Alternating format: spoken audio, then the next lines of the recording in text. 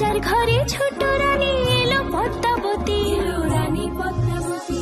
রাজার আরো 6টি রানীর ছিল না সন্তান, পদ্মাবতীর কোলালোতে মিলল সমাধান।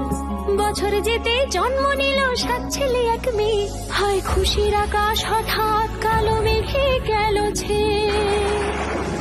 হিংসেতে যায় জ্বলে পুড়ে বাকি 6টি রানী, যুক্তি করে ঘটায় ওরা 7 কুমারের হানি।